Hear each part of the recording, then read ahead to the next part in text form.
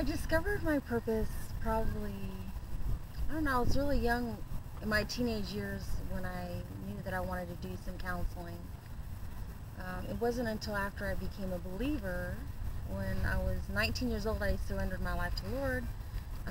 It was about when I was 21 or 22 years old when I actually knew that I wanted to be a voice for, people around. And I went into hair, I did some counseling, I've done a lot of different jobs, but I think every job that I've had, that also helped me to redefine more of my purpose. And I wanted to, be able to speak to people, listen to people, hear what's going on inside of their heart, get inside of the depths of the heart, challenge them, and find out what's really going on.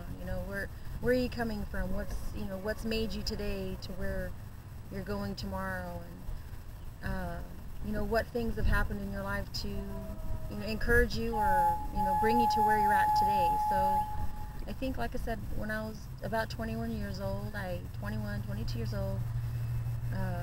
really felt like my direction was to just really talk to people, be a part of their life, make a difference for their life. It wasn't really until the last probably 5 years that I really strongly made a decision to really make a difference for other people.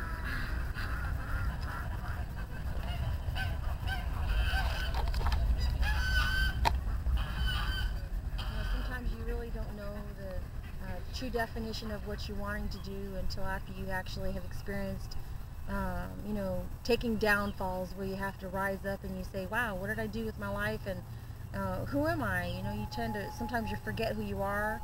Sometimes the circumstances that you go through, they dictate, some of your hurts, some of your, the best thing about yourself.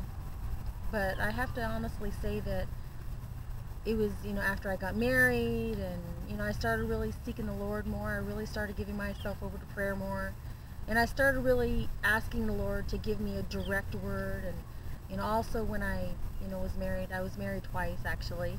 I don't tell a lot of people this, but I was married twice. My first was with my first husband for 9 years, and that ended with his decision to, take drugs and live a life with the meth and the crack and the heroin, and just living a strung life. I don't think that he really was in too much control of that after it took control of him. And then shortly after that I got married again, and unfortunately my second marriage, that became more of a domestic violence. So I think I lost myself a short time, and I lost who I was. I lost the sense of direction.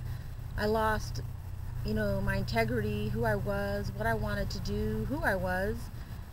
Sometimes when you fall into a dark world, you lose yourself, you lose your thoughts, you lose your concentration, you lose your focus, you lose the sight of what you want to do, the things of where you want to go. You lose a sense of how to get there. And then sometimes until you experience going through it is when you really begin to say, wow, what can I do from here? How can I rise up? How can I make a difference from here? How can I regain my self-worth, my integrity? How can I regain who I am? But it's not sometimes until you go through the dark world where you actually open your mouth and you start asking God to help you, to help you rise you up.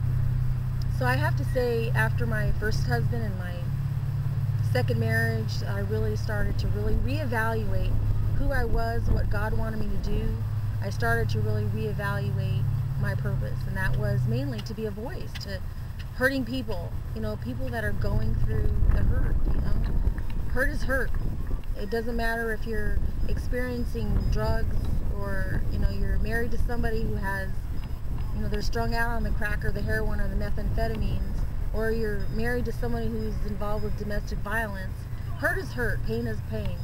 But I have to say that I really reevaluated my purpose after a couple years of also my second husband going through the domestic violence, and I made a decision that I didn't want to live like this anymore, but I wanted to really be a blessing to other people and really help other people come out of what they're coming out of, and let them know that you're really just not alone.